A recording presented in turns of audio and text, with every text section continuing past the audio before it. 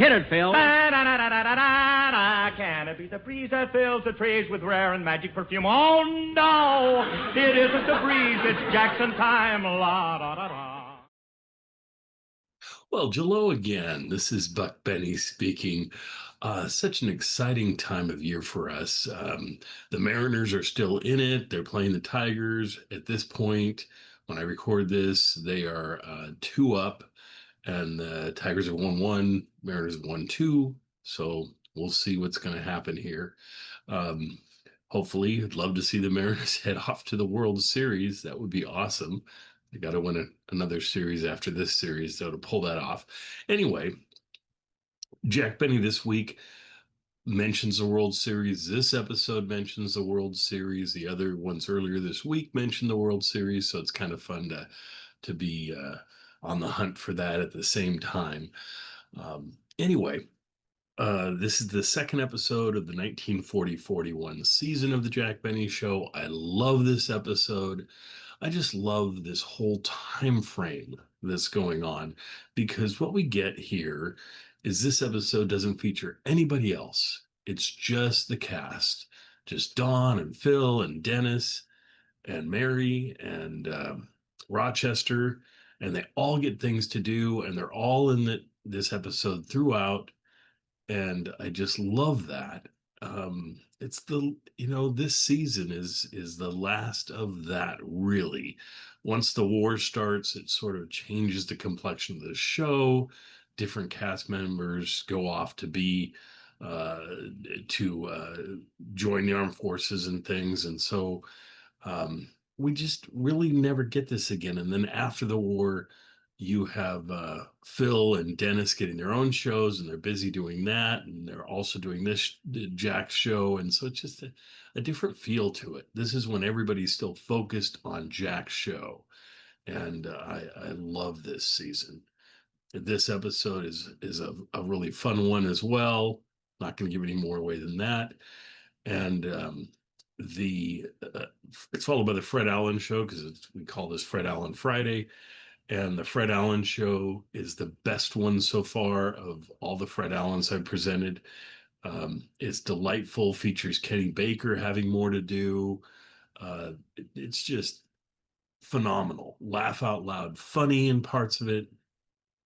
The skit is one long pan, which is his take on Chinese investigators and that sort of thing.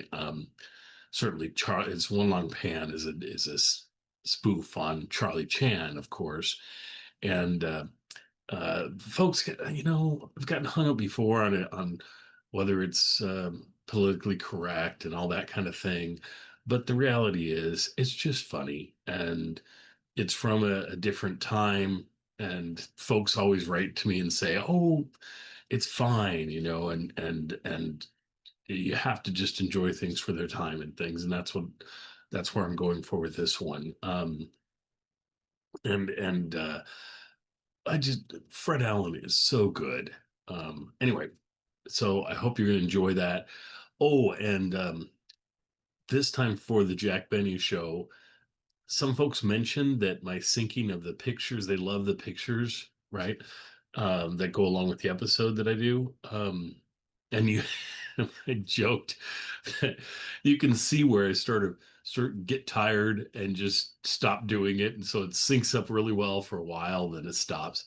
This time I went through the entire episode and synced it all up. In fact, we have pictures of Jello at the beginning, and when you're hearing somebody talk, you're probably going to see their pictures and stuff. So it was kind of fun, and I enjoyed doing this, and I do enjoy doing it every week. Anyway, without further ado, let's just get on to it and enjoy the show, and we'll talk more next week as we keep going, and hopefully the Mariners will make it to the World Series. We shall see. Enjoy. We'll see you next time. J-E-L-L-O. The Jell-O program starring Jack Benny with Mary Livingston, Phil Harris, Dennis Day, and yours truly, Don Wilson. The orchestra opens the program with Ferryboat Serenade.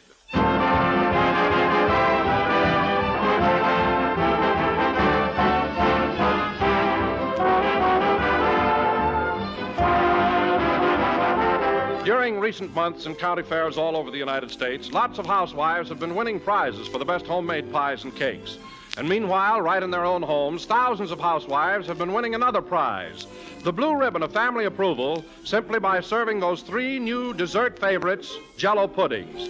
Jell-O puddings are ready-prepared puddings that take hardly any time or effort to make. Merely add milk, cook a few minutes, and then cool. And there's a pudding, ladies and gentlemen, that tastes positively homemade. A rich, luscious pudding with a world of grand pleasure in each creamy spoonful. Jell-O puddings come in 3 delicious flavors, chocolate, vanilla, and butterscotch. And they're made by the same folks who make world-famous Jell-O. So after this, whenever you buy Jell-O, ask the grocer for several packages of Jell-O puddings, too. When it comes to smooth, creamy flavor and all-around dessert enjoyment, you just can't beat those popular new members of the Jell-O family, Jell-O puddings.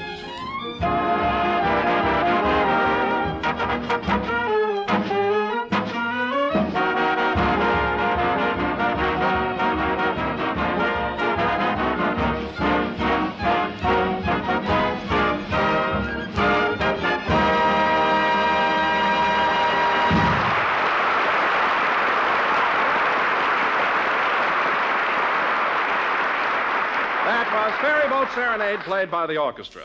And now, ladies and gentlemen, I bring you a man who returned to the air last Sunday, happy as a June bride and just as nervous, Jack Benny.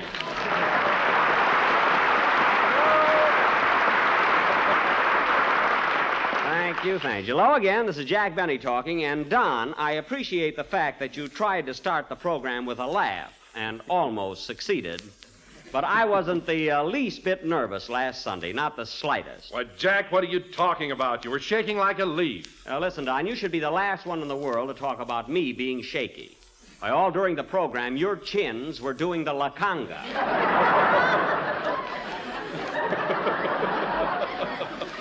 And the one in the middle was out of step. So there. Well, just the same, I wasn't as jittery as you were. Don, let me explain the difference between being jittery and high-strung. For instance, you take a good bird dog when he's all keyed up and ready to go. He's not nervous, but he stands there, his whole body quivering, ready to spring into action. And that's the way I was, Don, just like a bird dog. I see. Oh, hello, Mary. Hello, Rover. Take that quail out of your mouth.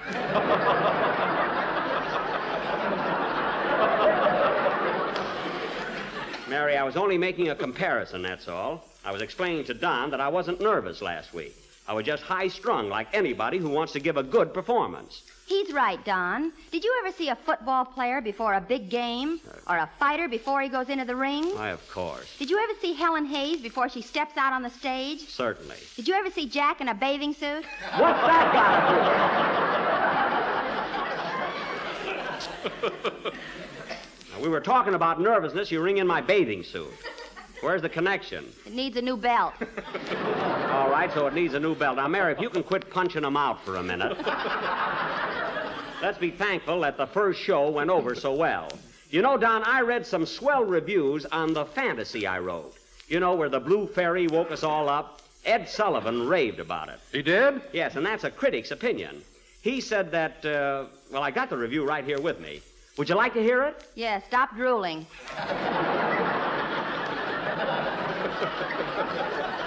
Well, it's nothing to be ashamed of. Listen to this. The Jell-O program opened its, Wilson,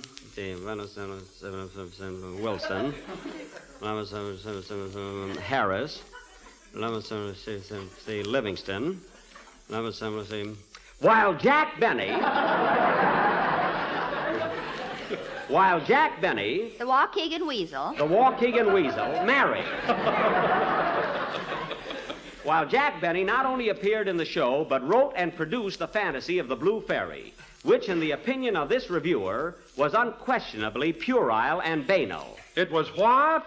Puerile and banal. I'm not making it up, Don. It's right here in black and white. But, Jack, puerile means childish, infantile. Well, of course. I wrote it for the kiddies. And banal mean what's happened to the kitty shouldn't happen to a dog.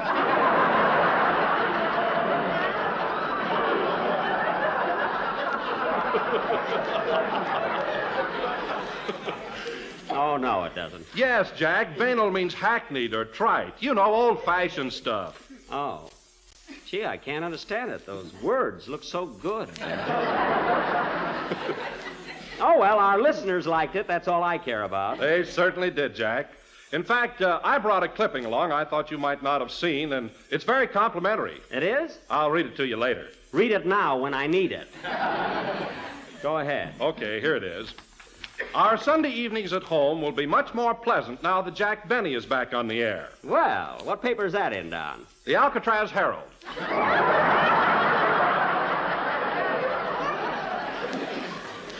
Well, Don, that seems to be the consensus of opinion. Mary, did you see any reviews on our first broadcast? No, but I went to Fifi's beauty parlor yesterday, and the girls there just raved about it. At Fifi's, huh? They thought everything I said was so cute. Well, sure. You're a good customer at that beauty parlor. They talk about anyone else on the program? Just Phil. He goes there, too.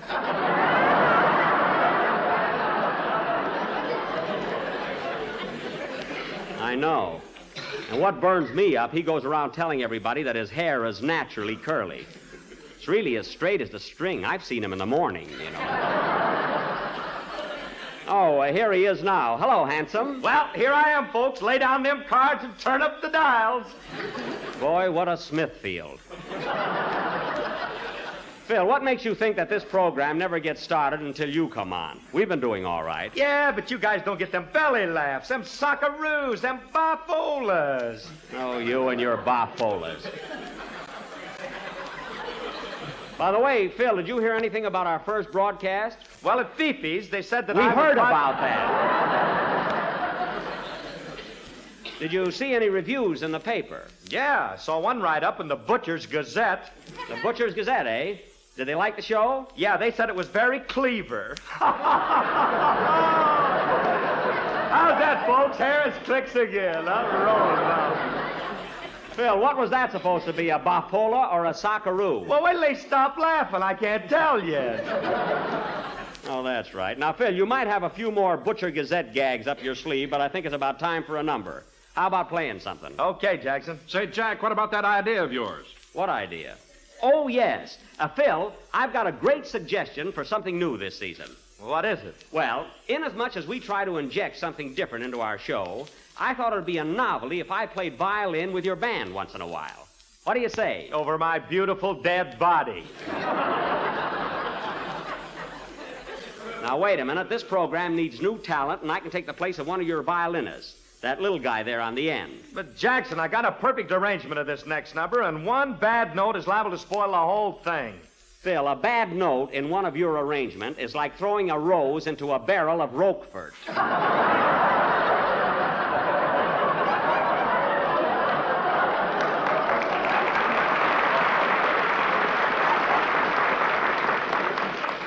So make way in that fiddle section. I'm going to town. Oh, Jack, why don't you let well enough alone? I know what I'm doing, Mary. Come on, Shorty. Let me have your violin. Yes, sir. Thanks. It goes under your chin. I know where it goes. Don't worry. Wait till I tune up, Phil.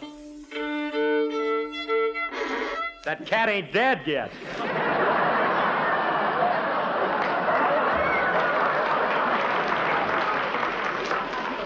Phil, stop with that stuff, will you? No kidding. I wish you wouldn't be so puerile and banal. Puerile and banal? What's that? A dance team. Puerile and banal, the aristocrats of rhythm. They're a sensation. Well, send him out the bowl. I'll give him a job. Oh, fine. What a mentality. Phil, you know, you ought to take up pressing flowers so you'd buy a dictionary. Look who's talking. You didn't know what puerile and banal meant yourself. I knew they were words. I didn't think they were people.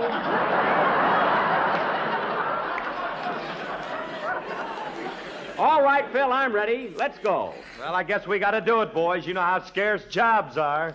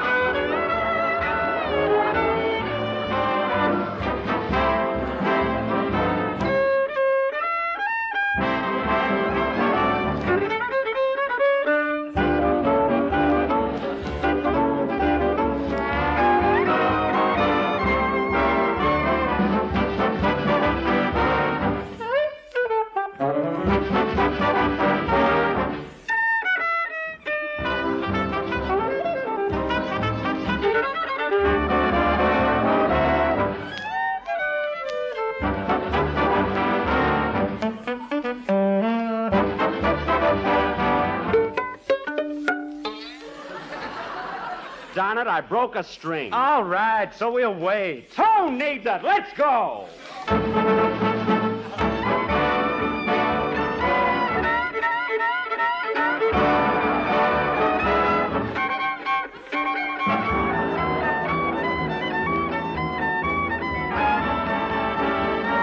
Can't you hear me calling when the rain and am falling?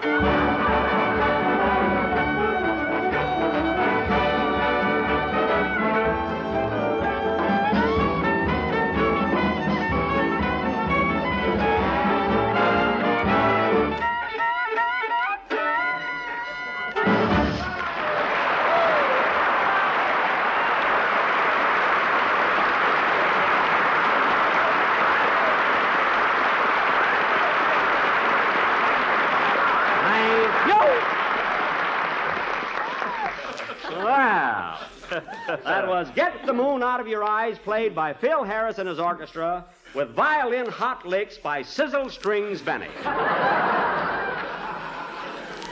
I guess that was bad, eh? I'd like to be able to guess like that at Santa Anita.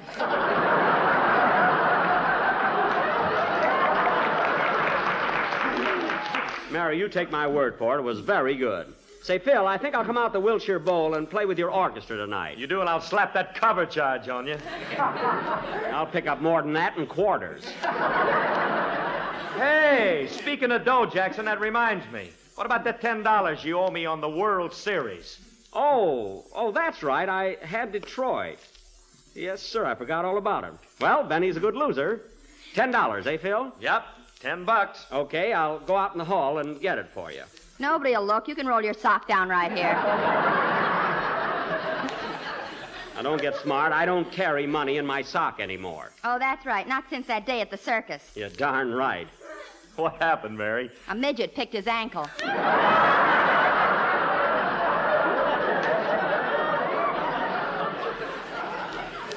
Yes, and if I ever catch that little runt, I'll beat the daylights out of him. Why didn't you, Butch? I chased him clear across the lot, but he ran down a gopher hole. A shrimp. Boy, that's rich. Imagine grabbing dough out of a guy's sock. How much did he get, Jack? About $80,000. It was not. Nowhere near that. Anyway, Phil, I'll go out in the hall and get you... Hey, wait a minute. I got the $10 right here. Well, hand it over. I'll hand it over. Don't rush me. Okay. You want it fair and square, and I'm going to give it to you. Yes, sir. What are you waiting for, television? Now, here you are, Phil. Thanks. Now, don't squander it. Oh, while we're on the subject, Jack, you and I might as well settle up, too. Here's the $5 I lost to you. Later, Don. What $5? Never mind. Hey, what's going on here, Jackson? Did you bet on Detroit and Cincinnati both? Well, a guy can get mixed up, can't he? Well, that beats everything. Now, wait a minute, Mary. I bet $10 on Detroit, and I lost to Phil. And then I accidentally bet $5 on Cincinnati, and I won from Don. So I'm still out $5. But what do I care? Ladies and gentlemen, you may not care whether Jack is out $5 or not, but you will care about those 6 delicious flavors of America's favorite gelatin dessert. Oh, fine. And whether you bet on Cincinnati or Detroit, you will find that you cannot go wrong when betting on Jell-O. That's Detroit, the whole Troit, and nothing but Detroit.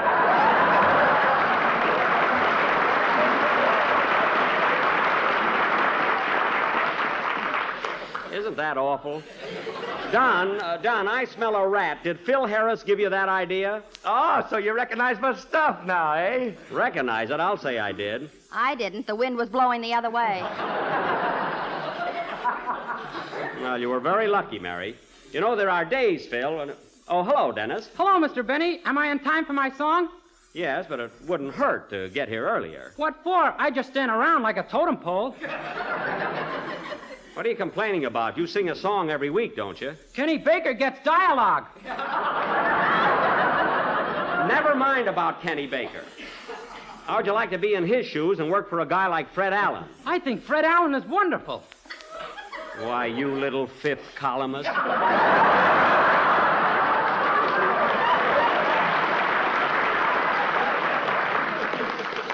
Where till I get you outside? Run down a gopher hole, Dennis. Oh, that midget again. Hey, kid, did you hear about Jackson losing his dough at the circus? No, what happened? He got rolled by a Lilliputian. Phil, that's Lilliputian. Look, Phil, whenever there are two words meaning the same thing, please use the short one. Anyway, it was my money, so forget about it. Oh, say, Mr. Benny, that reminds me. Here's the $2.50 I owe you on the World Series. Later, Dennis. Oh. So you bet the same amount on both teams, eh, Sporty? What do you mean the same amount? Look, Mary, I lost $10 to Phil. I got $5 back from Don and $2.50 from Dennis, so I'm still out $2.50. Now, Dennis, let's have your song so that everybody can stop worrying about my financial affairs. Okay. Wait a minute. Come in. Special delivery for Mary Livingston. Here she is. A letter for you, Mary. Thanks. Hey, you're a little old for a messenger boy, aren't you? Well, you twitch on rainy days yourself, Bob.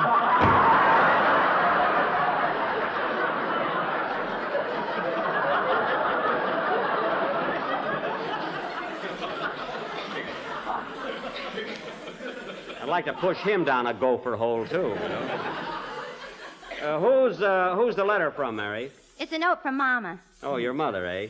What's the Oscar Levant of New Jersey got to say? Nothing. She just sent a clipping from the Plainfield paper about our first broadcast. Oh, Here's the headline. Livingston program returns to the air. that's from Plainfield, all right. And Miss Mary Livingston, daughter of that prominent society leader, Mrs. Scarlett Livingston. Scarlet. Yeah, she changes her name with every picture. She ought to change it to Grapes of Wrath. That really fits. Oh, Jack, just because Mama hates you, you don't have to be mean about it. Okay, get back to the review of our show. What does it say? Mary Livingston was her usual self. Charming, witty, and fascinating. Well, But the Blue Fairy Fantasy, written by Jack Benny, was nothing short of puerile and banal. let me see that. Well, I'll be darned. There it is. Go ahead. Miss Livingston's father, Mr. Rhett Livingston, Holy smoke. Mr. Livingston had an unfortunate accident while listening to the broadcast. He was sitting in the car with the radio tuned on when the owner came along and punched him in the nose. Serves him right. When interviewed, Mr. Livingston said hick. Oh, drunk, too, eh? Is that all? Yes, I'm going to paste it in my scrapbook. We'll paste it face down so nobody will read it. Are you ready for your song now, Dennis? Yes, sir. Well, open your mouth and let it go. Say, Mary, when you answer Scarlett, tell her General Sherman sends love. Will you?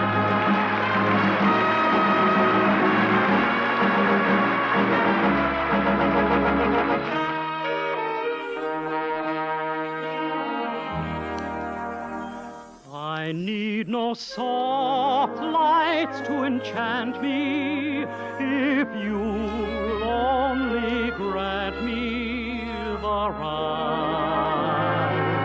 to hold you ever so tight and to feel in the night the nearness of you.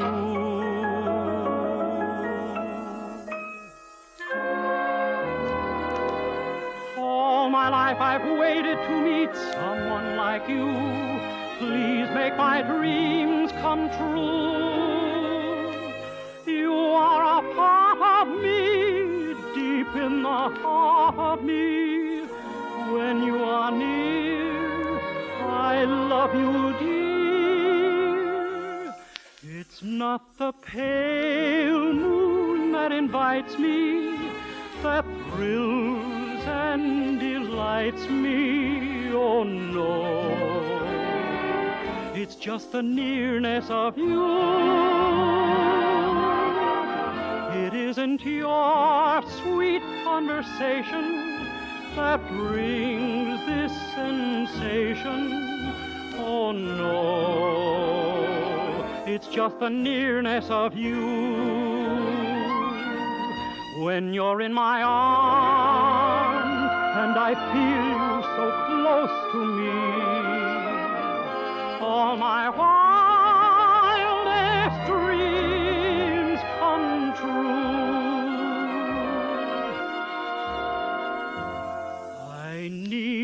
soft lights to enchant me, if you'll only grant me the right to hold you ever so tight and to feel in the night the nearness of you, my dear.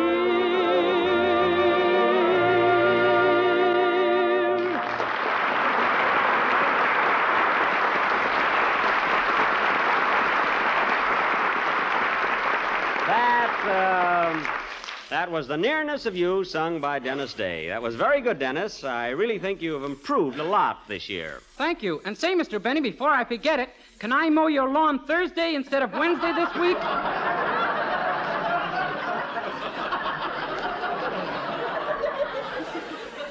Why, what's the matter with Wednesday? That's your regular day. Well, Wednesday I have to go down and register for the draft. You know, it's conscription day. Oh, that's right. I'll tell you what, Dennis, I'll pick you up at 3 o'clock, and we'll go down there together. Why, you don't have to go, Jack. Only men up to the age of 36 have to register. Oh, 36, huh? Well, I guess that lets me out. Yep. You barely made the last war.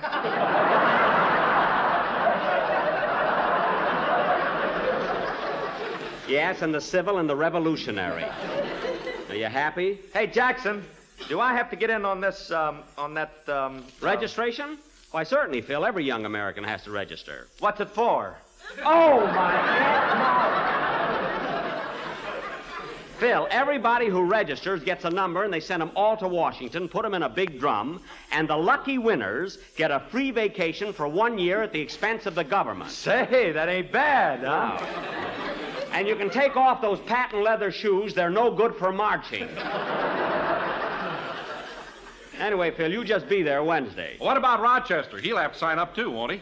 Yeah, I suppose I'll have to cook dinner myself Wednesday night. And incidentally, fellas, I've been having a little trouble with Rochester lately. What's wrong? Well, they gave him a big celebration the other night and elected him mayor of Central Avenue. When I got home yesterday, I found a sign on my house that said City Hall.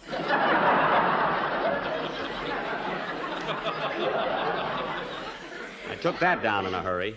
Mary, get Rochester on the phone. I want him to pick me up at the El Capitan Theater tonight. Okay. Hope it's not too much trouble for him. Hey, Jackson, what are you doing over at the El Capitan Theater? Well, Mary and I have been playing there in a show all week. It's a benefit for the British Red Cross. Well, I didn't know anything about it. Well, that's my fault, Phil. I should have taken out an ad in the racing form.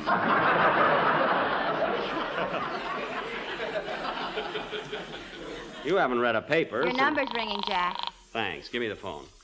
Hello? Hello? Mr. Benny's residence is Honor the Mayor speaking. Rochester. Oh, is that you, Mr. Benny? Yes, it's me. Now listen, Your Honor. I wonder if I could trouble you to bring the car down to the El Capitan Theater and pick me up about 11:30 tonight. Okay, can I put the top up? Rochester, in this nice autumn weather, it's much better riding with the top down. Yeah, but my silk hat keeps blowing off. You don't have to wear a silk topper. Your chauffeur's cap looks very good on you. With a cutaway coat? Oh, boy. Now, Rochester, stop being so fancy. Anyhow, what's the good of being mayor of Central Avenue? I get a discount on ribs.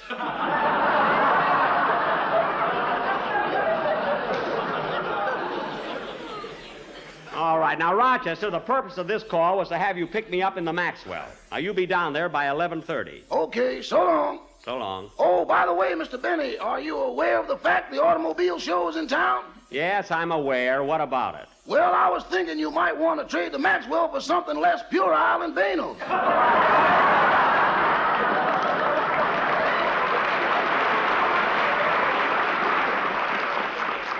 There's nothing wrong with the Maxwell. It's in perfect mechanical condition. Boss, have you ever lifted up that hood when the motor's running? No. Well, don't do it. The fan belt will slap you right in the face. That fan belt can be fixed. You got to catch it first.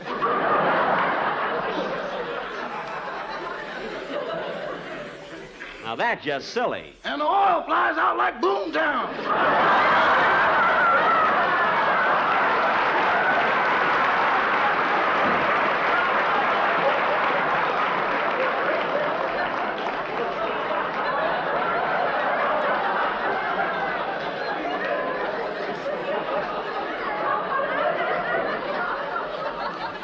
Now, Rochester,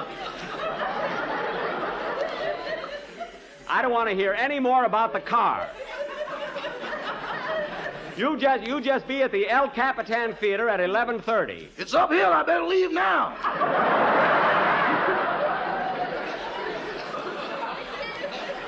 Leave when you want to. Goodbye. So long. Oh, say, boss, Now what? about that little bet we made, did I have Detroit or Cincinnati? You had Detroit, and you owe me $2.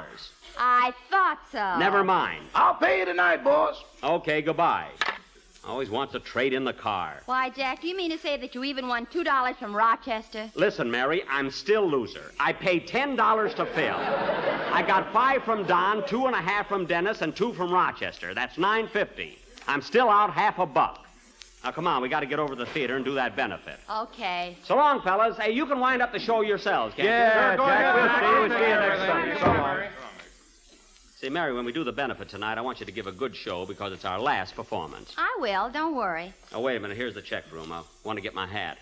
Hello, Tommy. Hello, Mr. Benny. How'd the program go tonight? Oh, pretty good. Can I have my hat? Oh, yes, sir. There you are. Thanks. Oh, by the way, Mr. Benny, here's that 50 cents I owe you. Oh, that's right. You did bet on Detroit. Thanks, kid. Hey, Jack. What? You can close the books now. Yeah, come on. Let's go. Back in Grandmother's day, when guests wanted to praise one of her tasty desserts, they often used to say it's as smooth as peaches and cream. But today, folks will get the idea even quicker if you say it's just as smooth as peaches and Jell-O. Now, there's a combination, ladies and gentlemen, that's really smooth, really easy to take. Yes, sir, and easy to make, too. And all you do is dissolve 1 package of orange Jell-O in a pint of hot water in peach juice. Chill until slightly thickened, and then fold in 1 cup of sliced peaches drained. Then mold, and it's all over but the shouting, and that's sure to come when the family gets its first happy glimpse of this lovely golden dessert. Of course, the regular peach season is over, but you can still enjoy peaches that are actually orchard fresh by making this Jell-O treat with Bird's Eye quick frozen sliced peaches. Or if Bird's Eye peaches are not readily available, use canned sliced peaches. Either way, I know you'll like this swell dessert a lot. Take it from me, there's nothing more delicious than juicy golden yellow peaches and rich, shimmering orange Jell-O.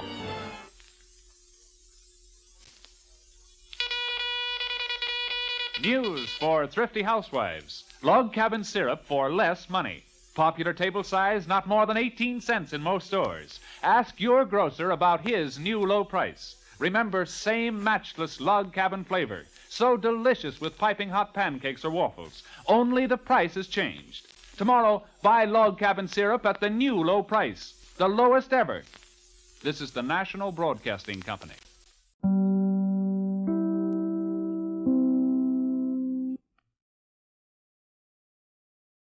Well, hello again. This is Buck Benny speaking. Welcome to a great Friday with Fred Allen. Now, for you folks that are worried because, the Wednesday show and the Sunday show I played of Fred Allen were from the 1946-47 season, and they sounded horrible. Horrible. By any stretch of the imagination, they were bad. And I just brought them to you because, I still enjoy listening to them. And I thought, maybe you folks would too. No one's emailed me yet complaining or anything, but man, I listened to them again. It was like, ooh, it's hard to listen to those. Well, welcome to Friday. Everything's cool. Friday sounds great. These shows are wonderful. You will notice a huge difference in quality, audio quality on this episode tonight. I will warn you, there are times, certain parts, it sounds like, of the transcription disc were damaged, little bits of it, like you'll hear a 10-second spot that has crackles in it and things, but then it'll go away. It happens probably 6 times, 7 times during the course of this recording, but it's so worth it. If you're listening in, you are in for a treat tonight, because I don't know about you, but I've listened to a lot of old-time radio.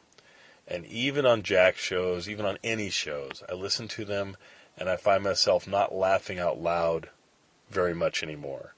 Usually I just smile and enjoy them and, still think they're funny. It just doesn't make me laugh. This show tonight, I kid you not, I listened to it and I think I laughed out loud at least 6 or 7 different times, maybe more than that.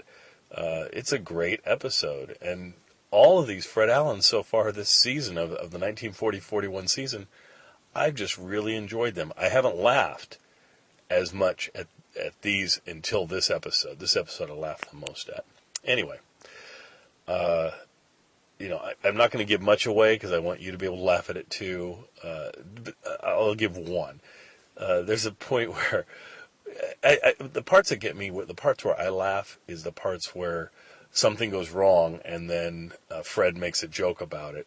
There's some joke in here about that just falls flat. Nobody laughs at it, about the person doing something with one hand and doing something with the other hand, and Fred comes in and says, "Too bad you don't have a third hand to hold the egg you just laid." What a great line. I just loved it, and I cracked up on that one. Fred not only cracked me up on this episode, he also cracked up his wife. Portland Hoffa is just dying laughing at Fred, and he's like, "I don't even need an audience. She can be my audience from now on," or whatever. It's a good bit. And then later on, you could tell Kenny Baker is having so much trouble acting with Fred Allen and not cracking up, which is great. It's just a fun episode. And, of course, Fred at the end plays One Long Pan, right? One Long Pan, yeah. Which is his take on a Chinese character. Probably not politically correct today, but darn funny. And I found a picture of him from the collection on Google Books. I've been searching there, and I love that they have all of the Life magazines available from all through history, and they're all searchable. So I was searching for Fred Allen, and I found these great pictures of Fred, great advertisements. For weeks, we're going to have new pictures of Fred that are tied directly into the Texaco theater. They're ads for Texaco that he was in, that are just beautiful. They're sort of color. It was a black and white magazine at the time, but they threw in reds and things to make it look like it was color, and it really did a pretty good job, really, for how little color there is there. And so I've got all those that I'm going to be sharing, and they're done wonderfully. They're like a whole page long, but they're really thin, which works out beautiful for my webcast. So I can just, on my podcast, I can just put them up there, and I think they're going to look really nice. But tonight's isn't one of those. Tonight's is a picture I found of Fred. He was in a bunch of different costumes. In this one, he was looking like a Chinese person probably trying to look like One Long Pan, because he's done this skit before. And so I put that up, and so since it tied in so well with tonight's episode. This episode has more Kenny Baker than we've seen than we've heard before, and he's funnier, and he reminds me more of the Kenny Baker from the Jack Benny show. So just a really nice episode. The person they interview is great. The whole bit with this, I can't remember his name. I think it's Ernst Peabody, who's who's trying to make it where they tone down the noise in New York, and just Fred is so good at interviewing folks that are everyday folks and just bringing out the best in them. And their panel discussion about whether radio shows should have a studio audience or not is really interesting discussion, actually, and it's interesting to see how that discussion with real people, that panel that he has, I think over time sort of morphed into the whole Allen's Alley thing. So anyway, Great episode. My favorite show of the week. It's been these Fred Allen shows have been my favorite show of the week every week for the past since this season started, and I'm just so glad that I found these. Because still, I mean, what I originally had of these wouldn't have started. All these episodes I played, I didn't find until just this last spring. I didn't have any episodes until January of 1941. So that's coming up here. But all these, and I have every episode now up until, I think I have the entire season. And some of them I'm going to have an East and West Coast feed.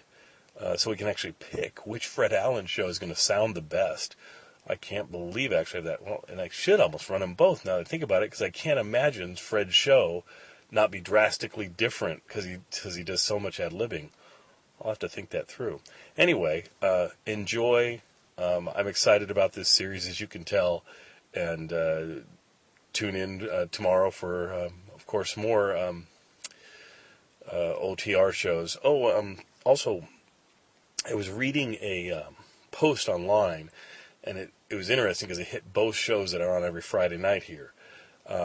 They were saying how Fred Allen captured the spirit of the time better than the Jack Benny show, because Jack's show was basically about Jack and his gang, and Fred Allen's show was more about America and what was going on. And they said the other show that really caught that was Fibber, McGee, and Molly.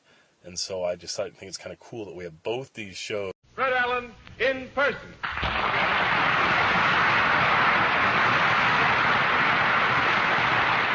Thank you, and good evening, ladies and gentlemen. And thank you, Jimmy, for that flattering introduction. You know, it certainly is a novelty to have an announcer speak well of the comedian. So many programs come on the air, and by the time the announcer finishes describing the comedian, it sounds as though the guy is wanted for hopscotch and Walla Walla or something.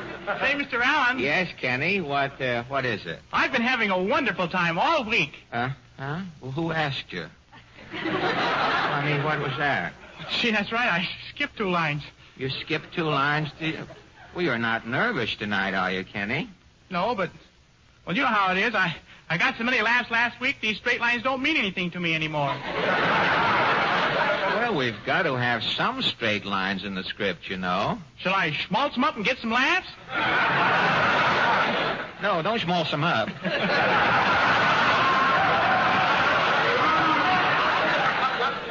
Tell me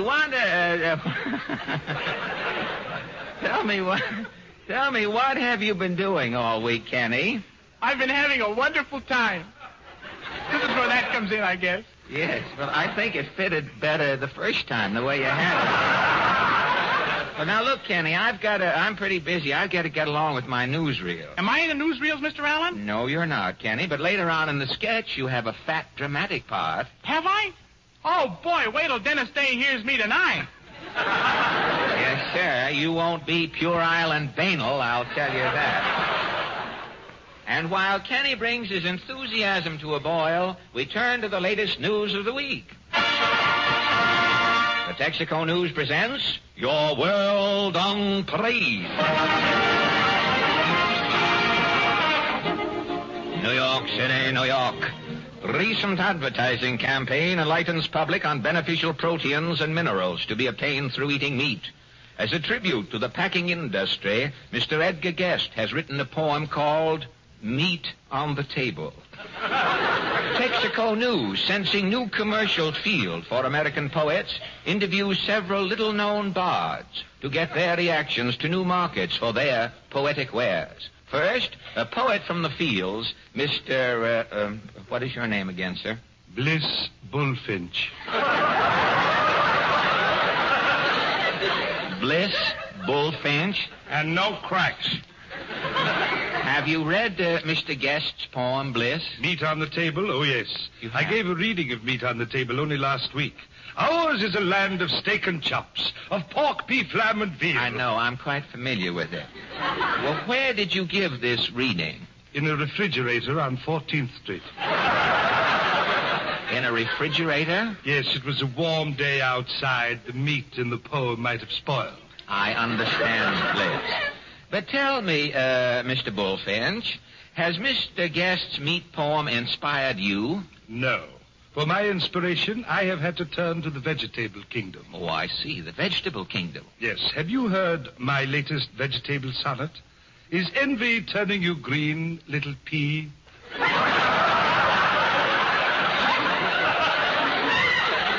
No, I regret to say that I haven't. Perhaps you've heard my salad rondelay.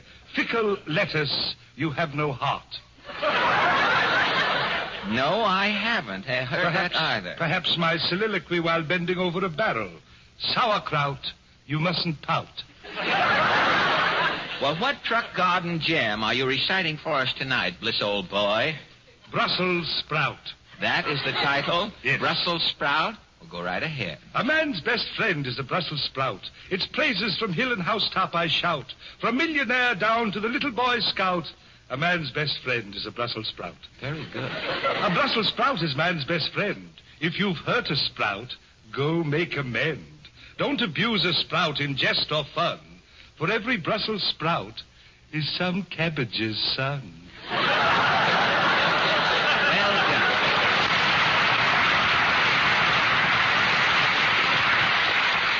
Well done, and I wanted it medium rare. But thank you.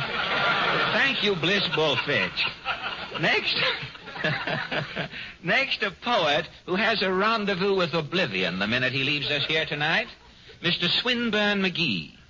Are you a commercial poet, Swinburne? Yeah, I'm freelancing. And by freelancing you mean? I ain't eating regular. But you have been writing poetry. Oh, yeah. I've been hustling the muse when I get a chance. The muse doesn't resent it? Well, now what about Mr. Guest's poem on meat? Oh, I got a twist on it. I wrote a poem on fish. Fish? Yeah. It's a piscatorial pastoral. It is? Can you spare it? What is it called? All hail the sardine. Sounds mighty intriguing. Go right ahead, please. All hail the sardine, most short-lived of fishes. No wonder he's selfish and lives as he wishes. When a sardine is born, he forecasts his lifespan, saying, last night I was a boy, but today I am a can. No question about it, and thank you, Mr. Swinburne. It has been anything but a pleasure to have you here tonight. Our next tattered troubadour is Stark Devereux III. What is your specialty, Stark? For 20 years, I was known as the king of cliché.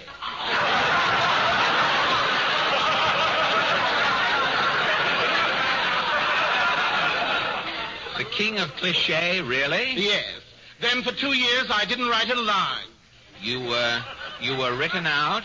No, I lost my beret.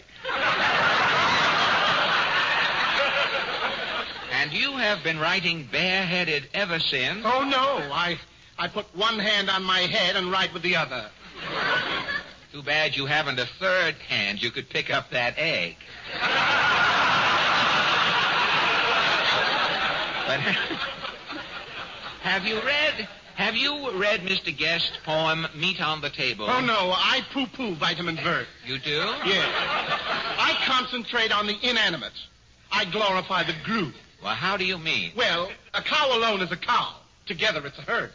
Oh, I see. A bird alone is a bird. Together, it's a flock. Yes? A thing alone is a thing. Together, it's a bundle. Oh. And your masterpiece is dedicated to a bundle. Yes. And what is it called? Pooh. To me, it's string. Come on, will you recite it for us, please? You can call it twine or whipcord, thread or ribbon, anything. If it can be knotted, tied up, pooh. To me, it's string. You can put it on a fiddle for pizzicato or for swing. Call it A or call it E flat. Pooh. To me, it's string. You can hide it in a necklace. Say it makes your phone bell ring. Call it hemp or jute or oakum. Pooh and pooh. To me, it's string. Well, thank you very much. String is string. Well, thank you very much. Oh, I was so wrapped up. String will do it.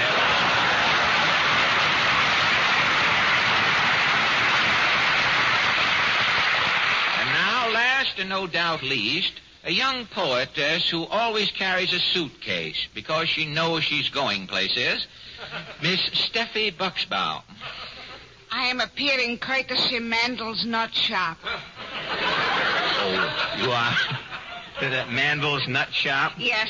Tonight I should be working. Mr. Mandel is letting me off. Oh, I see. I didn't... But only on one condition. You have to... First I mention Mandel's Nut Shop. It's a must. Well, have you been on the air before? Air, he says. I am breathing it. No, I mean, have you been on any radio programs before? Every night I'm appearing. Always it's a quiz show. Double or leave it. Ask it, schmask it. I'm a regular Vox mom. A Vox mom? Oh, that's a Vox pop, only a woman. Oh, I never would have known. Thank you very much. Now, but you are a poetess, Miss Buxbaum. What else? But by Steffi Buxbaum, their poems is only about something you couldn't see. You mean hidden things around the nut shop? Exactly. Like a bugle call to a pecan kernel. You can't see those, can you? Uh-huh. And still you write about them. That's right. Yes. Gesundheit to a cashew.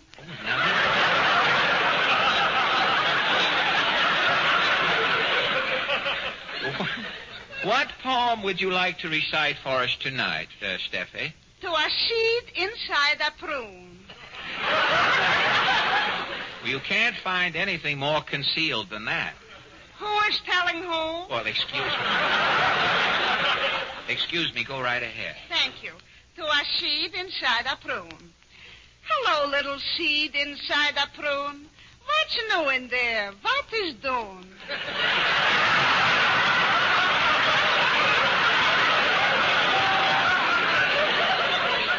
Is it morning, night, or noon, little seed inside the prune? Little seed inside a prune, wrapped up in your black cocoon. Would you with the world commune, little seed inside a prune? Oh, lucky you, little seed in a prune, safe from the world and its misfortune. To you I say it would be a boon if man was a seed inside a prune.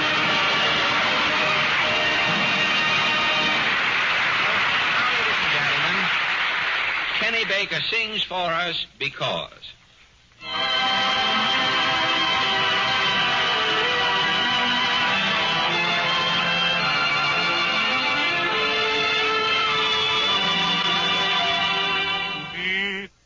All afternoon talking with a Texaco engineer, and I really got the lowdown. Yes, but you can't Oh, explain. look, Jimmy, I may not remember all the technical phrases the Texaco engineer used, but I certainly can convey the approximate idea. All right, then what did the engineer say? Well, he said that fire chief starts fast and picks up quick because it has equilibrium on the bias with a scallop rampant on the girth with reticulation absorbing inertia for emergency duty power. Is that what he said? Well, that's the way it sounded to me, Jimmy.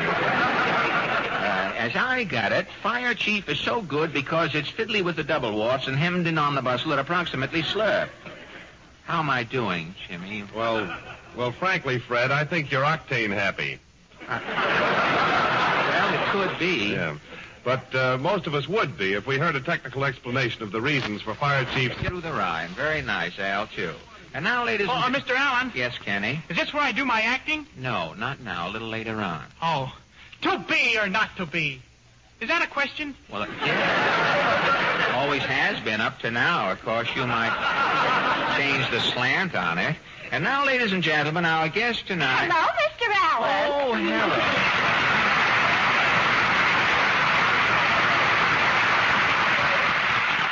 You're a little late, aren't you? Yes, I had to take Mama down to the auto show, and I just got back. Say, how is the auto show this year? Oh, the new models are wonderful. They've got big cars and those little Crosleys. Yes, I know. A lot of radio comedians have big cars and little Crosleys, too. Present company accepted, I hope. Well, did you see any of those new the models with the new fluid drive? Yes, and I saw one car, instead of a speedometer, it has a television set. You can tell how fast you're going by television? Uh-huh. Mm-hmm. At 30 miles an hour, you see a motorcycle policeman. He's smiling. Uh-huh. That's a new system, waiting in between the sentences, isn't it? Yeah? Don't tell me you're so confused you're now waiting at punctuation marks in case. You say with this new television idea at 30 miles an hour, you see a motorcycle policeman, but he's smiling. Uh-huh. Well, if you're doing 50... You see your finance company man. He's pulling his hair out. You see, alone?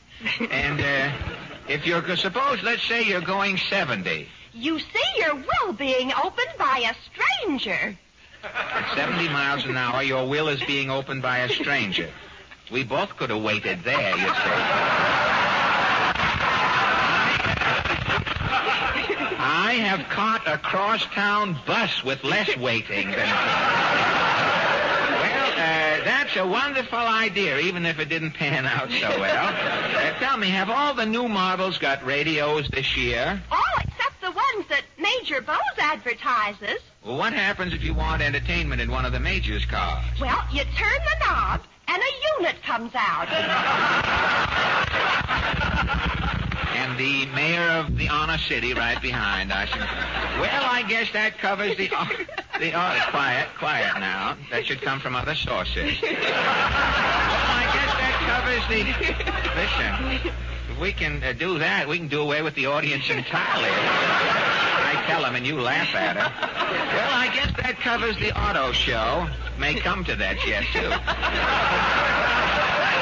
What about our guest? Have you ever heard of the League for Less Noise? Oh, yes. I remember when the Anti-Noise League was started here in New York a few years back. I wonder what progress has been made. There is only one man to ask. You mean our guest? Yes. Mr. Allen, meet the president of the League for Less Noise, Mr. Ernest Peabody. Well, good evening, Mr. Peabody. Good evening, Mr. Allen. You are the president and founder of the League for Less Noise? Yes, I organized the League back in 1935. Well, do you devote all of your time to anti-noise work? No, I am president of the Peabody Engineering Corporation here in New York and chairman of the board of Peabody Limited in London. And you receive a salary, too, as president of the League? Oh, no. The League is a non-profit organization supported entirely by voluntary contributions. Well, tell me, what prompted you to start this Down with Hubbub crusade, Mr. Peabody? You weren't frightened by a decibel as a boy, were you? No, but I have been a resident of New York for many years. The street noises seem to be getting worse. And you decided to do something about it? Yes, the League was formed, and after holding several meetings, we decided to try to enlist Mayor LaGuardia's support. Well, how did you contact the mayor? Did you hail him as he passed by on a hook and ladder?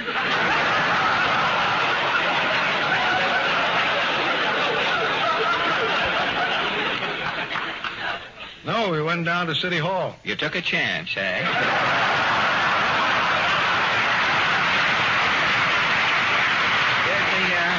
Did the mayor approve of your anti-noise movement? Yes, he gave us a fine send-off. And today we have his full cooperation and the support of the police department. Yes, the mayor has done many wonderful things. You know, I've always claimed that keeping Mayor LaGuardia in the City Hall is like making a loaf of bread. Having a little flour has saved us a lot of dough.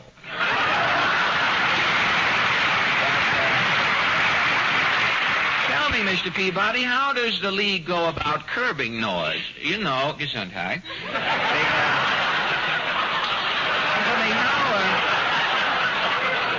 Sneezing is all right. You have a right to come in here and have a little fun on your own hook.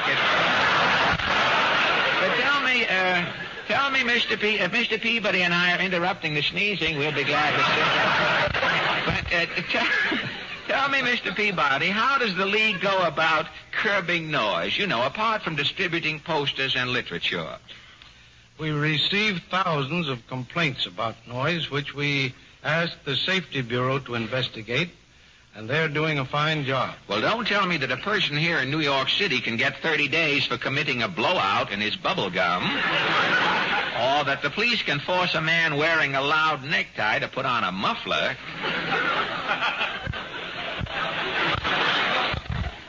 The League isn't unreasonable, Mr. Allen. No.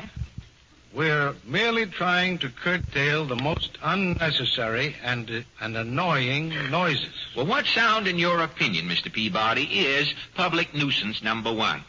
The automobile horn. Mm-hmm. Especially the kind guaranteed to be heard 15 miles away. Well, auto horns seem to be getting more versatile. They even play melodies these days. I read about a new musical automobile horn that's coming out. Before you can even blow it, you have to take 6 lessons at Madame La Wurlitzer. That kind of music is ghastly. Well, the music, yes, but the horns in themselves are harmless. Yes, but the chronic horn blower is a nuisance. Also, a danger in city traffic. That's why the Safety Bureau is handling the anti-noise campaign. Well, tell me, what steps have you taken to curb horn blowing? Well, for one thing, during the first 6 months of this year, over 40,000 warnings and 3,000 summonses were given out for unnecessary honking. In other words, you hope to eliminate the toot, the whole toot, and nothing but the toot. Exactly. Statistics prove that if unnecessary horn blowing is stopped, we'll have a safer driving and fewer accidents. Well, after automobile horns, what is the next ranking audible annoyance on your noise parade? Radios.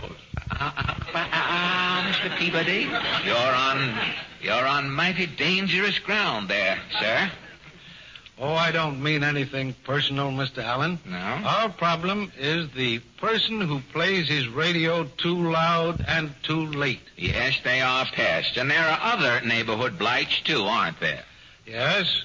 We try to cope with loud-voiced peddlers, street musicians, and the owners of noisy animals.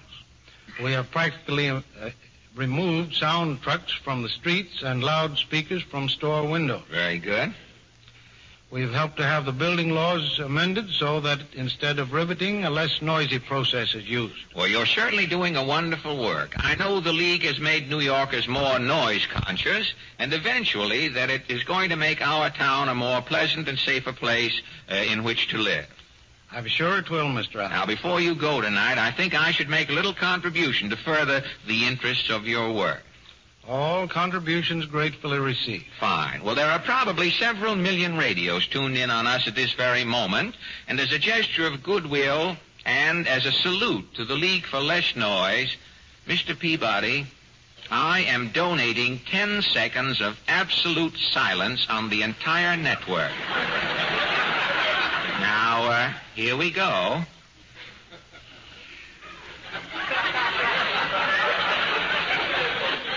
There you are, Mr. Peabody. How was that? Mr. Allen, those were the pleasantest 10 seconds I ever spent in New York. Thank you a lot. And don't forget, Noise Abatement Week throughout the country starts October 21st. I'll make a note of it. Thank you, and good night, Mr. Ernest Peabody.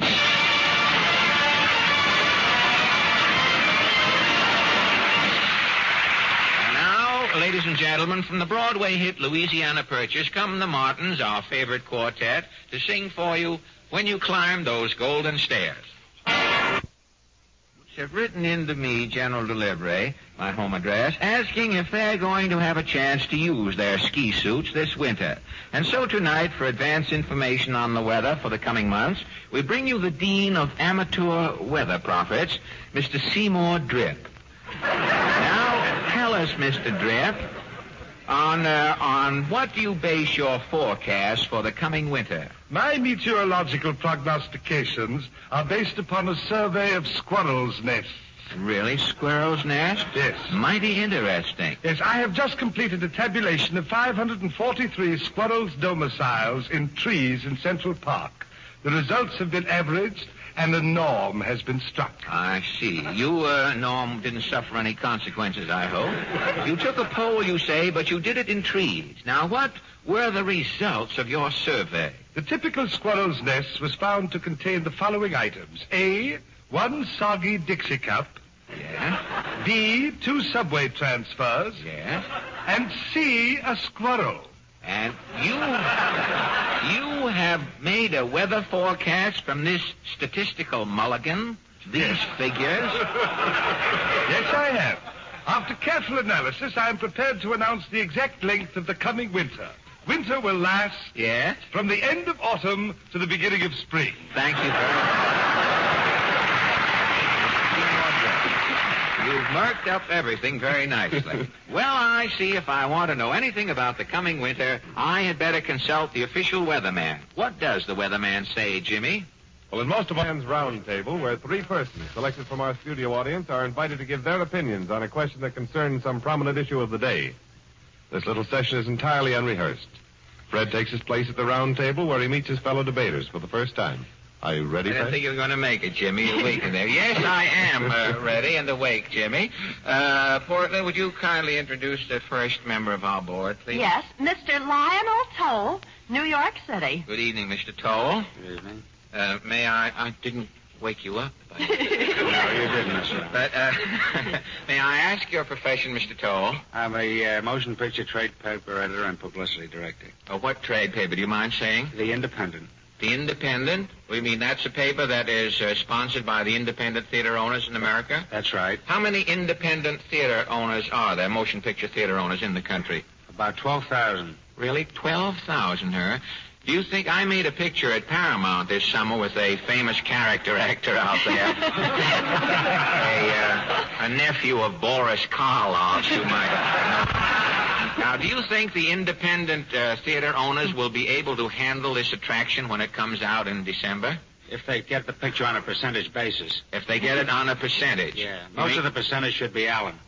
Oh, well, that's very kind of you, Mr. Toll. I thought you meant that Benny and I would also have to service the theater, sweep out while the picture... Thanks a lot, Mr. Toll. I'm drooling here. I'm getting distance. I hope you don't mind. And now, Portland. Miss Marion Miner from Mystic, Connecticut. Good evening, Miss Miner. Good evening, Mr. Allen. May I ask your profession or calling? I'm a child's nurse. A child's nurse? That's right. You feel at home here tonight? Not exactly. No, you should. I'm in my second childhood. Well, I didn't know that. Well, I'd like to continue this discussion a little farther, but unfortunately I shan't be able to. I hope you don't mind. Perfectly all right. Thank you. So nice of you. Now, Portland. Mr. Harry Klein from New York City. Good evening, Mr. Klein. Good evening, Mr. Allen. May I ask your calling, profession, racket, or industry? Short order cook. You're a short order cook, are you? That's fine, yes. Tell me, Mr. Klein. Don't. Jim's doing ventriloquism. Mr. Klein can speak for himself. Jim's around there doing the burger. Let Mr. Klein alone.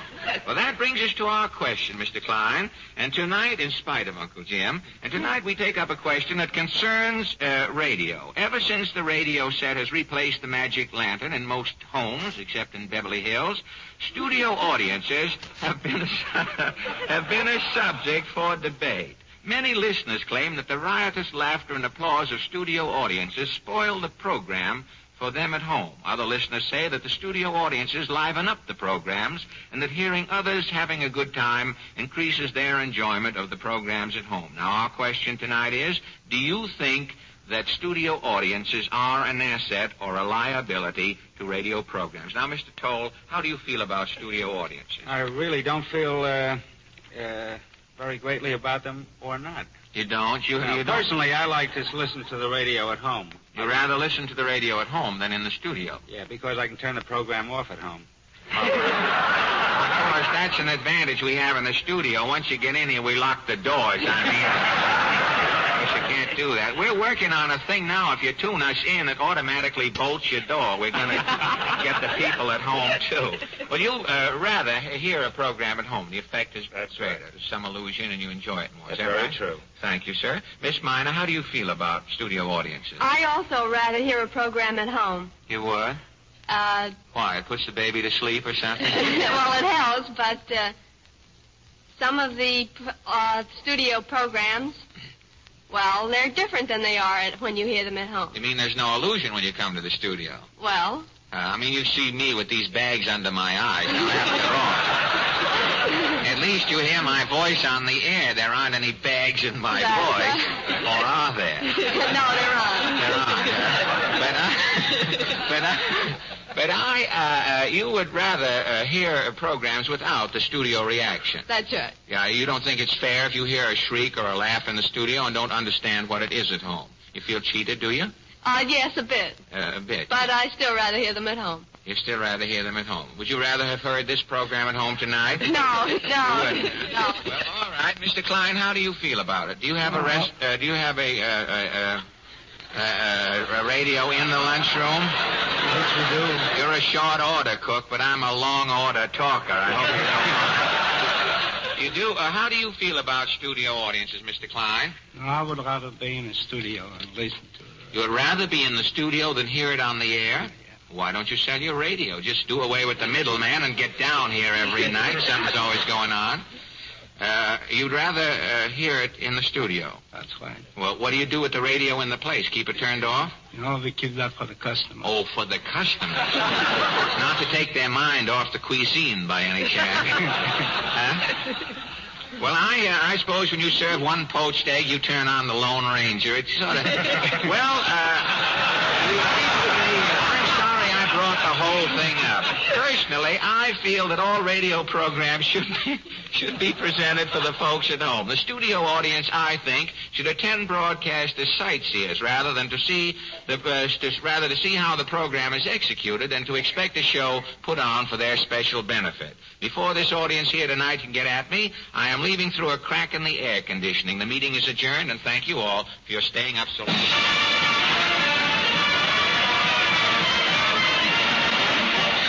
Say, Kenny. Yes, Kenny, Mr. Allen? Oh, you're there, are you? I've heard of a delayed take, but not a delayed line before. That's a new, well, all these new things cropping up. Is this where I do my acting? Well, no, Kenny. This is where you sing again. I have it on my cuff here. What would you suggest? I'll never smile again. Oh. Give us more music. Quiet, please. No comedy, more music. You down in the front row, quiet, please. Oh, me? Yes, you. I have been watching you ever since this program started.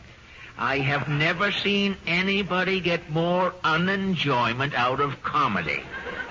To put it bluntly, Bud, I have seen happier-looking pans than yours under ice boxes. Well, it ain't my fault.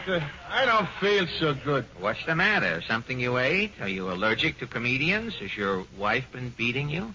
Nah, I've just been sitting there thinking. I drove 25 miles to get here tonight.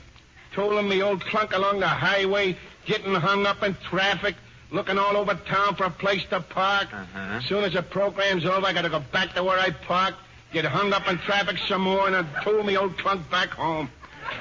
Oh, it's a hibiscus circle. Yeah. You took the words out of my mouth, and I didn't want them in there. Thank you very much. Well, if it's, let me tell you, friend, if it's driving that's put you in this mood, you've certainly come to the right place. Through a strange coincidence, our Mr. Elliot is about to give our listeners a message that can change your entire mental attitude. Would you mind giving it, Larry? What sort of mood were you in the last time you drove your car? Was it one of those matter-of-fact, not much fun in it feelings? If so... Announcement opening at this station next Friday. Well, that was very nice. And now, tonight, the Texaco Workshop player... Is this where I do my acting, Mr. Allen? Yes, Kenny. Here's your part. Oh, gee. Do I play the lead? Well, I wouldn't say it's the... I get it. I'm a stooge. Well, you know what Shakespeare said, Kenny. All the world's a stooge? Now, wait a minute. You have done enough to Bill tonight. Now, you go over in the corner and study your lines. Yes, sir. Just registered. The military thing is in his voice already. Good night, ladies and gentlemen. Good night, lady. Quiet, you.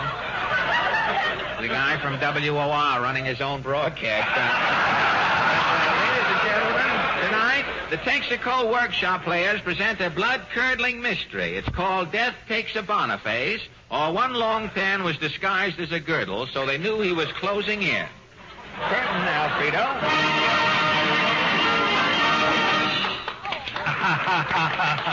Thank you, and hello, everyone. This is your man about town, broadcasting the outstanding nightlife event of the season.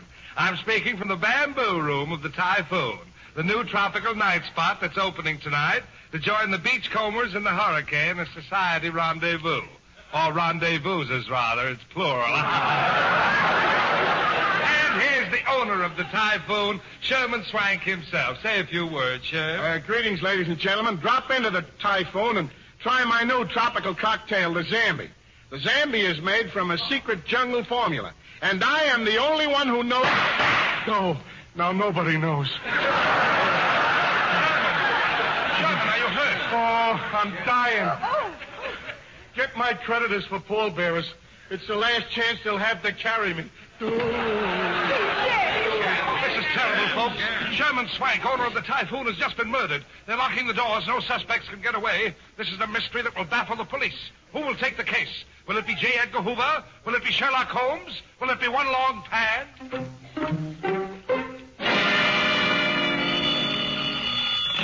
Hello? Yeah, this is the FBI. What? Somebody just shot a nightclub owner? You got the wrong FBI, mister. This is the Fuller Brush Institute.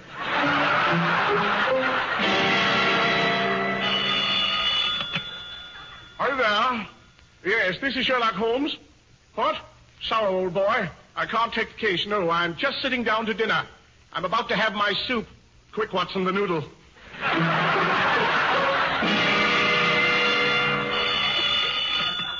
Hello, Detective One Long Pan's confidential secretary speaking. Yeah, Long Pan will take the case. I'll call him. He's over in the automat seeing if the slots are white with campaign buttons. Long Pan will be right over.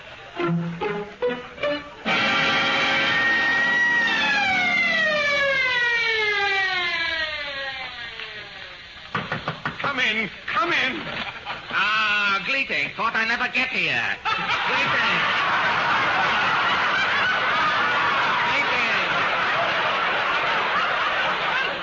Gleating.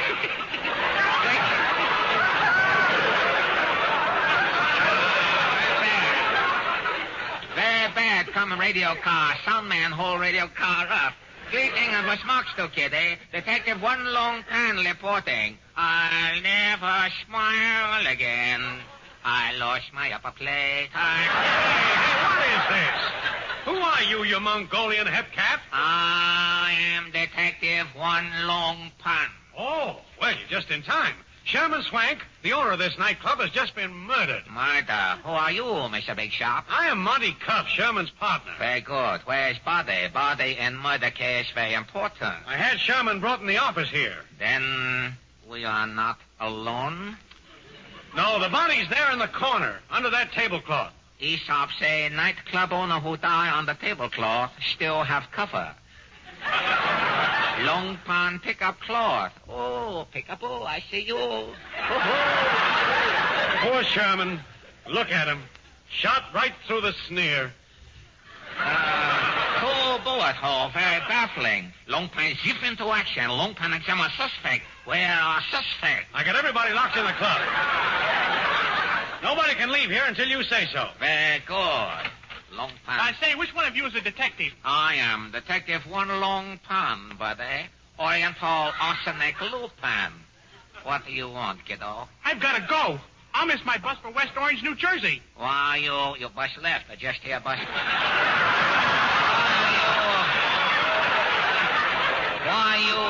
Why you catch him high, Mr. High Talk?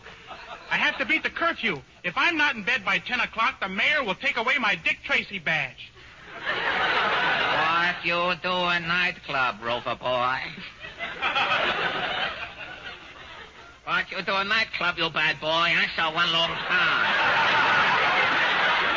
I just came in to get a ginger ale. I heard 2 shots.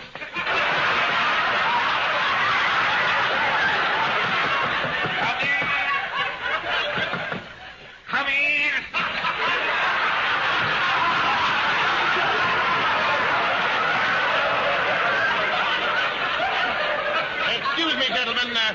Excuse me, which candidate are you going to vote for? Who are you, brother? I'm Dr. Callop. I'm taking a presidential straw vote. Your choice, please. Oh, well, count me one vote for, what's his name, the Republican? Oh, the Republican, yes. One vote for the other guy, the Democrat. Yes, the Democrat, yes. One vote for Confucius.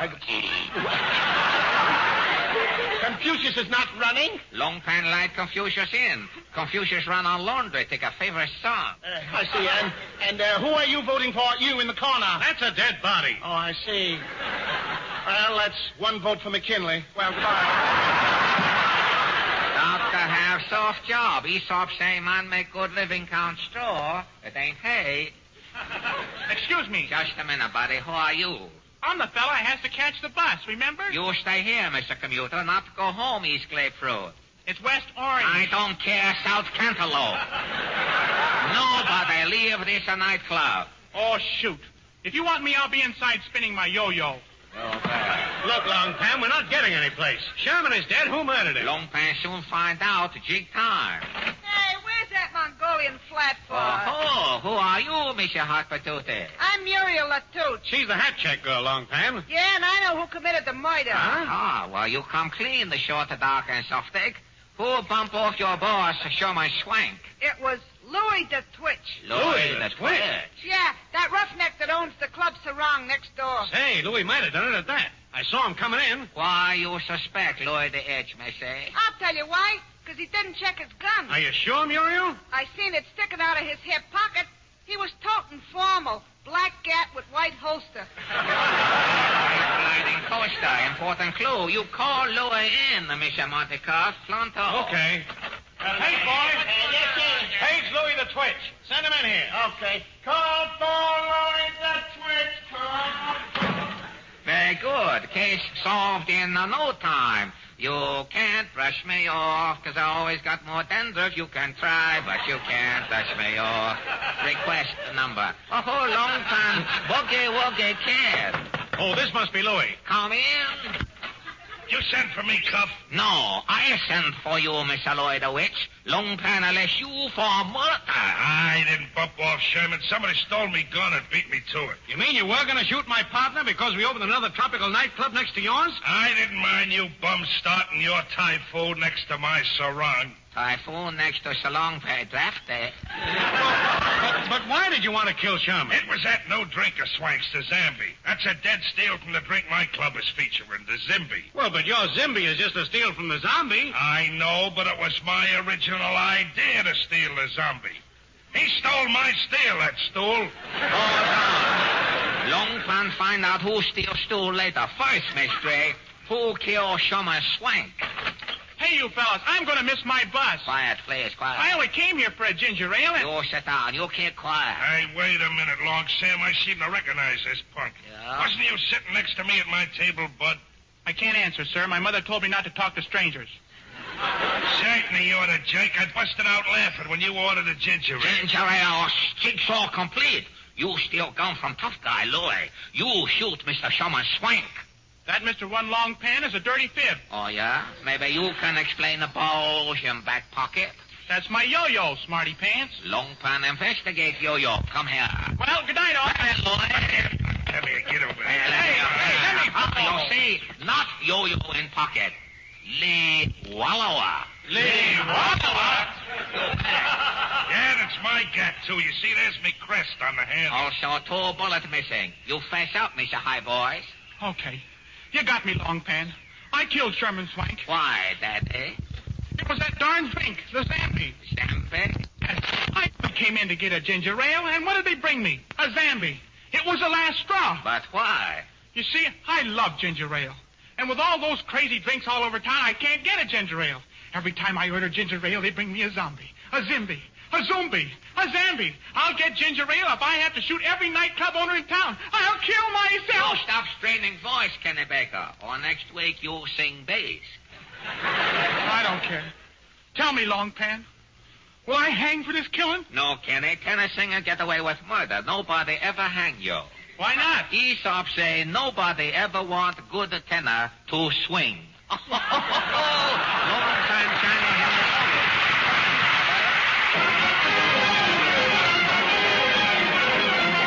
And now Jimmy has a word for us. They call them dusters, the men who...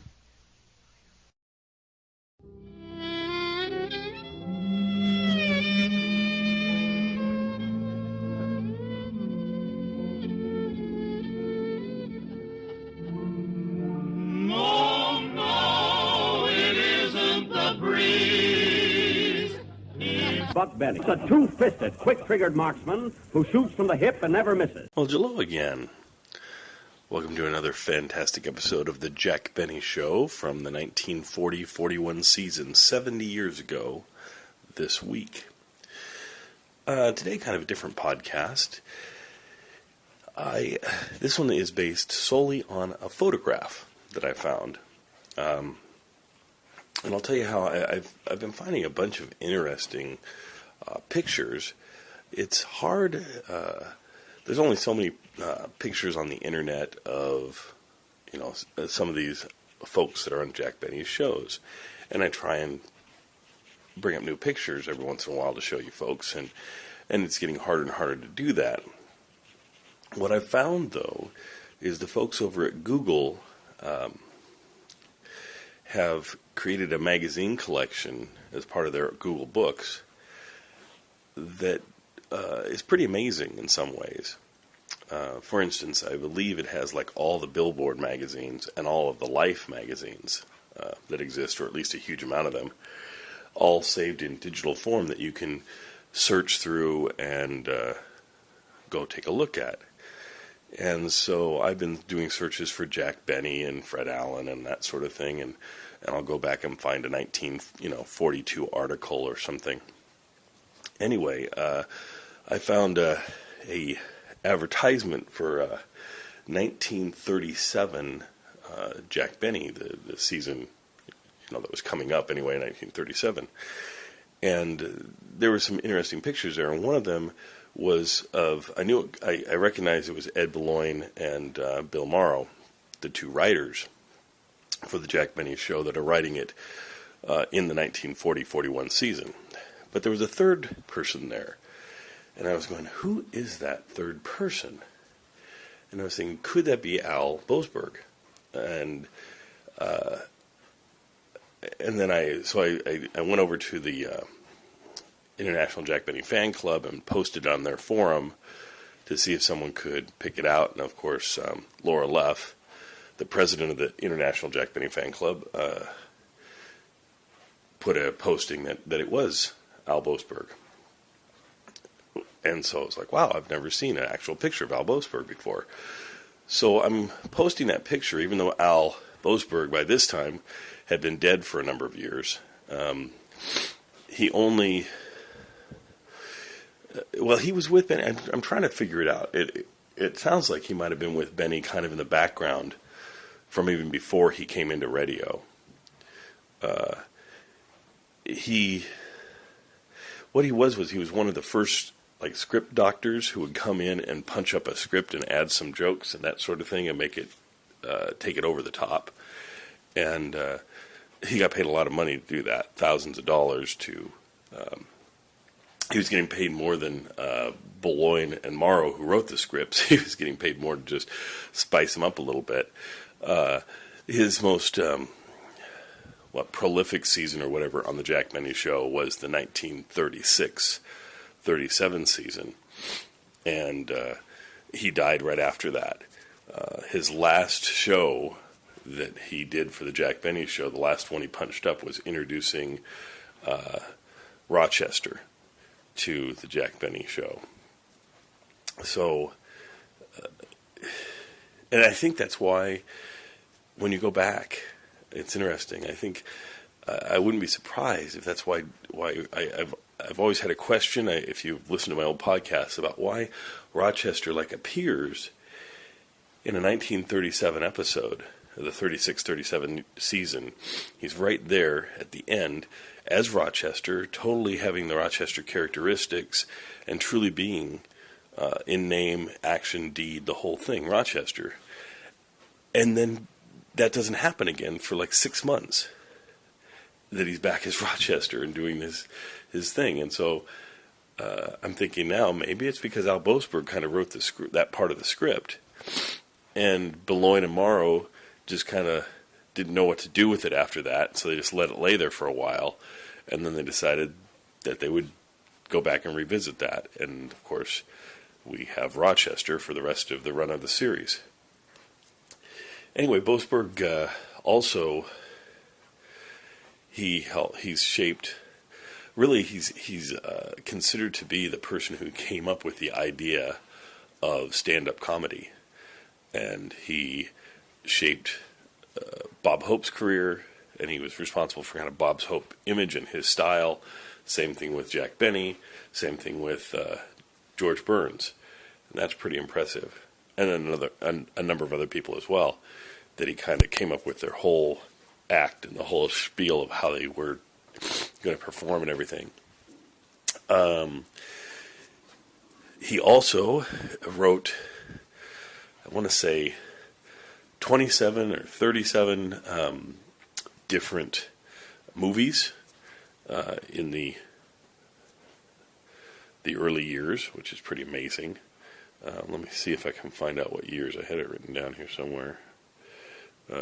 47 films between 1926 and 1937. That's pretty amazing, including A Night at the Opera, which was the Marx Brothers, of course, big hit. He was just, he worked with Buster Keaton. I mean, he worked with just amazing writing career. In 2009, last year, the Al Boasberg Comedy Award was established. So he's just starting to even get more recognition than he had before. He's just kind of the catalyst for so many things. So anyway, so here's a picture of Al Boasberg with Ed Beloin, Jack Benny, and Bill Morrow. And if you go to the website, you'll see it. Of course, I don't know how, some of you see it at the website, some of you never see my pictures I put up, but that's the way it goes. Anyway, enjoy this episode of Jack Benny, written by Ed Beloin and Bill Morrow.